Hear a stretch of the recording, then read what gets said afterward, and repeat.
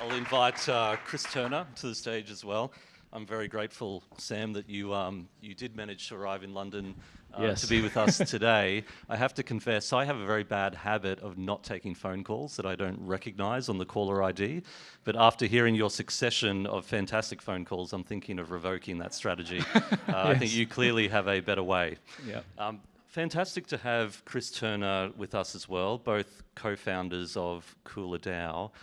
It does beg the question, how does a physicist by background and an international development expert come together around a project like this?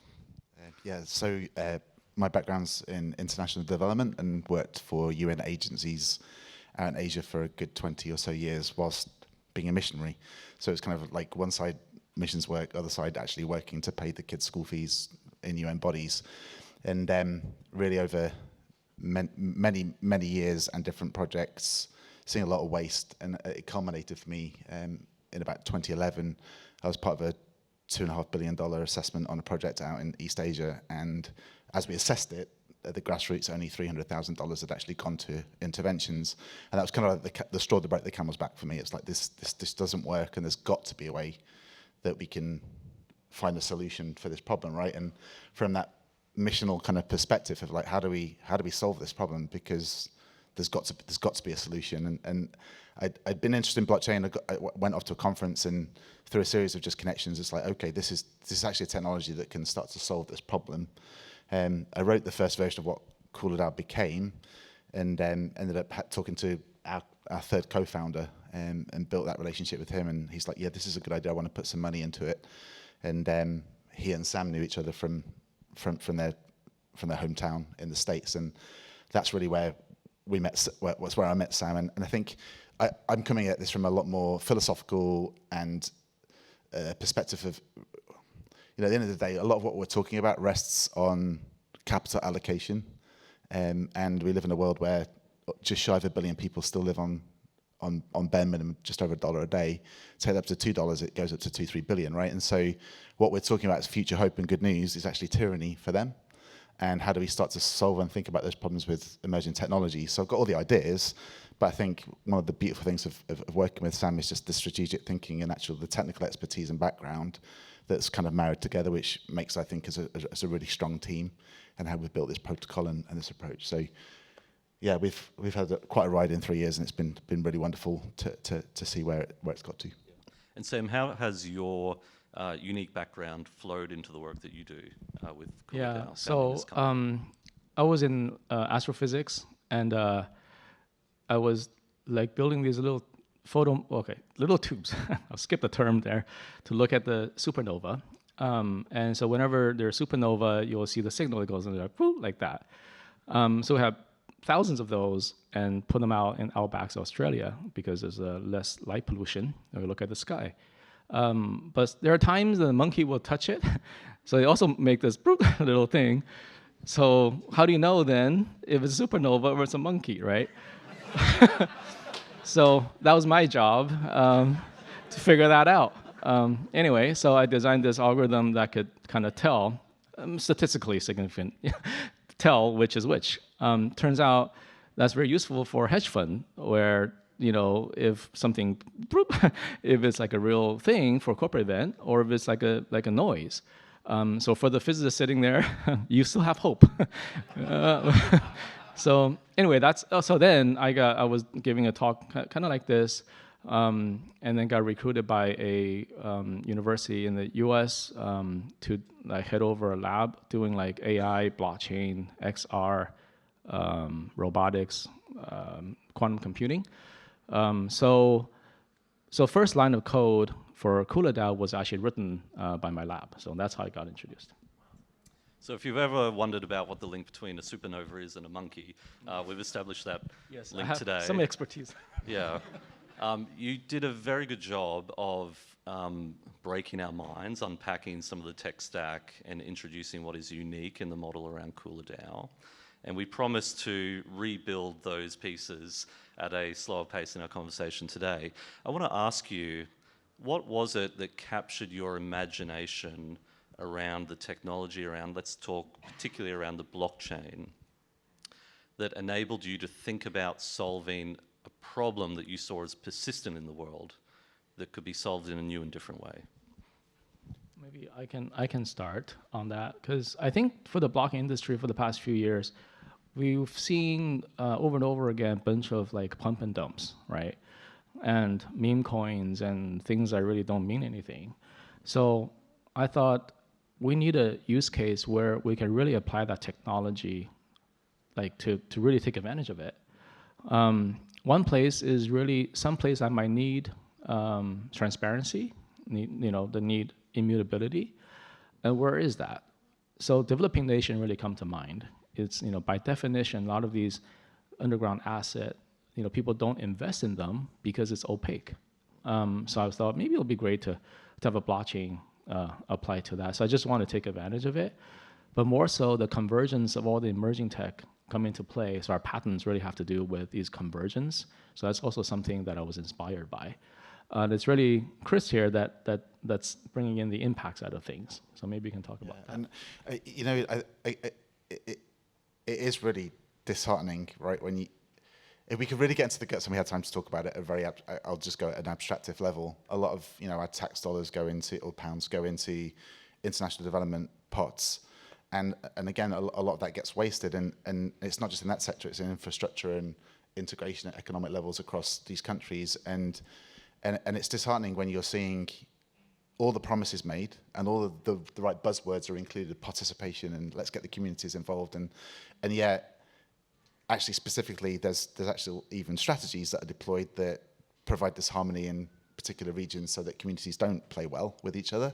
And meanwhile, all the extractions going on, that power our cell phones and our fancy new cars and all these things that we depend on, and that's just plain wrong, right? It's just it is the way it is, and we don't necessarily know about it. And even the entire development sector in some ways is incentivized to perpetuate itself because it's like any other industry, right? So how then do you start to create systems and ways for communities to genuinely have participation, not in word only, but actually in a protected place? And I think for me, looking at actually really understanding, okay, you've got this idea of a decentralized autonomous organization, which we're both in agreement about. It's neither decentralized nor is it autonomous, because people still have to give an account and there's decisions that have to be made that regulators can hold you to account for. But at the end of the day, how do you protect people's right to choose, which I think is a fundamental God-given right? It's like, here are the guardrails, but what do you choose, life or death? That's really the mandate that God gave to us from day one. Here's a tree, eat, don't eat, make your choice. So any technology that removes that right from an individual, or any space or any process that removes that right from an individual or a group or a community, is fundamentally not moving towards God, in my opinion. One of the things I love about the idea of this whole thing of a decentralized organization that uses smart contracts is once those contracts are deployed, finances are locked. So if people engage and make decisions and their interests are aligned, then those smart contracts unlock the financing and people are protected. And so people's choice and their decision making becomes actually very, very important and powerful to that overall process. And for me, that was like, that's compelling. And I remember I was sat out in a conference like this in Bangkok, and this guy was on stage talking about it. I was like, that's the way that we can do this. And I remember leaving that conference and writing furiously on the plane home that evening, realizing, okay, there is actually a way that we can potentially solve for this problem. And I think for me personally, my own journey, it's like, it's been said here this morning at some point, as believers, this is where we need to be on the bleeding edge of these processes, gaining authority, entering into these spaces and actually being light, right? And being the voice of the Lord in these places and not catching up 10 years after the fact, trying to have influence and impact, but having no authority because we were late to the party, because the systems have already been structured. And I think one of the things we've worked hard at and we've wrestled at in this last 3 years, it's kind of like eating glass and then drowning on blood, and people saying you're drowning on blood. It's like, yeah, I know it hurts, but we've had to get into the guts of regulatory process and understanding these things and actually providing a protocol and building a system that actually we might actually pull it off. And I think there's been points on the way it's like, we're really going to make it, and we're kind of at that process now. It's like, yeah, we're going to make it, and that's not because we're great or brilliant. It's just because we've been persistently sticking in there to see something that can change and actually bring hope to communities and people around the planet as we take it to scale.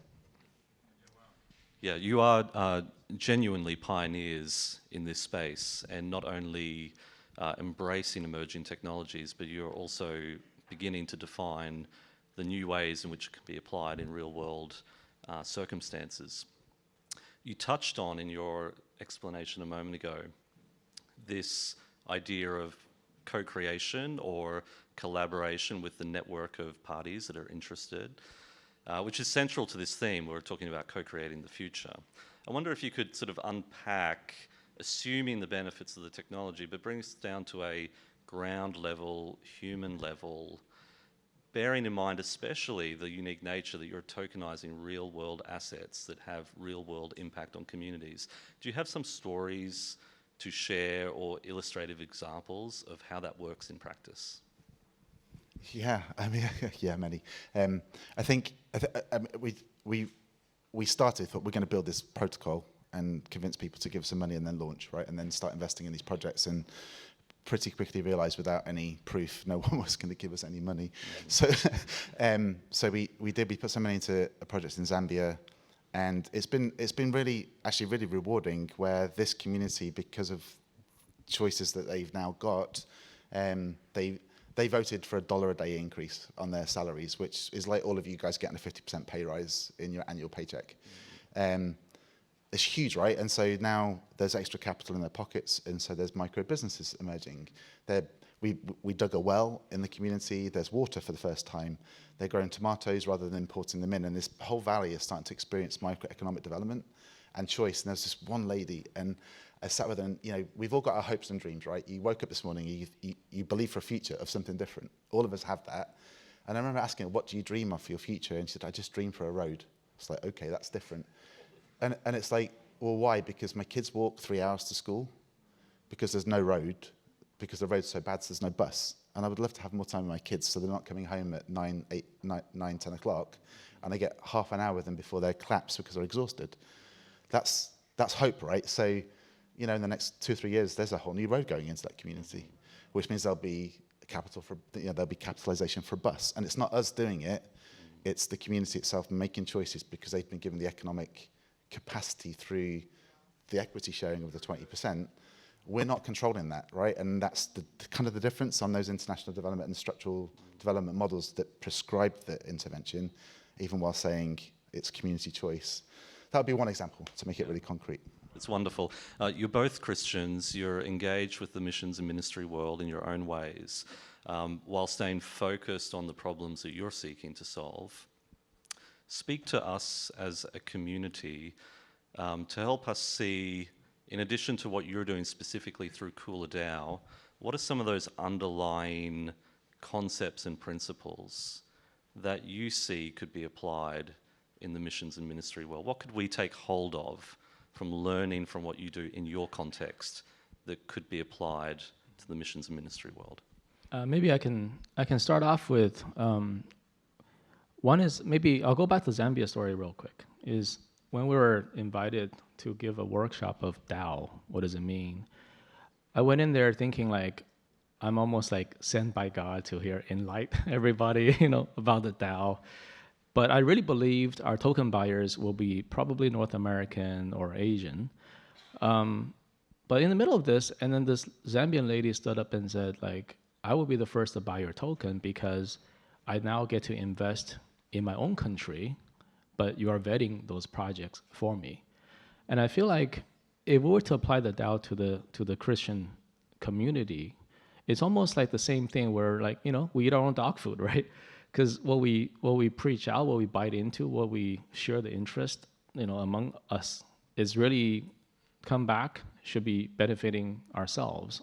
And of course, we're out there reaching, unreached people group, but we shouldn't be preaching some stuff or like trying to, influence other people, like, and not realizing there's this future consequence out there that is super, like, truly beneficial to us all. And that is something I think that perhaps the DAO ecosystem or something is something that we can provide. And another thing is, because we are doing impact investment all over the planet, we are seeing lots of these projects have the same problem over and over again, from due diligence all the way to, how do we count revenue, how do we count profit, what's the on-ramp, off-ramp from crypto to fiat. But because it's DAO ecosystem, we have this track record of proposals and everything that's on-chain, which later we can apply AI model to and learn from. And I feel like for collaboration across like churches across the globe, I was truly blessed by CW3 community, for example, all over the world. We have prayer, times every Monday morning in Asia. And all that learning, I really wish could be captured and later be shared. Just like all the regional DAOs, at some point, then we can pass the knowledge on. So that's one hope that I have. Wonderful. Chris, any closing thoughts? Yeah, really quickly. We need to work at building authority in the places we feel called to. And I think that this last year we have, and I've been kind of at the point of it, but we've all learnt it. How do we enter this space and get regulation has been a journey. And from the outside looking in, it's like, well, that's just a mountain I don't know how to climb, but we've climbed the mountain and it's been really hard. But in order to be taken seriously in the marketplace, you've got to climb those mountains. You've got to get up the hill, and then you have authority to speak and have influence in that space. But I long for us as believers to pay the price and gain authority in the places and spaces that we're called to step. And again, I think the CW3 community that we're a part of, and some of us in the room, and communities like this, right? That's where we encourage each other and hold each other and support each other to get up those difficult mountains into places and spaces that we can see breakthrough and influence in the world, because we're trying to bring change, right, and hope in the places and spaces that we're called to. That's wonderful. We're all pioneering in our own respective spaces, different technologies, mission fields, and so forth. Really inspired by the stories that you've shared today. Chris and Sam, thank you so much. I want to bless you and thank you, and just wish you all the best in the pioneering work that you're doing. Thank you very much.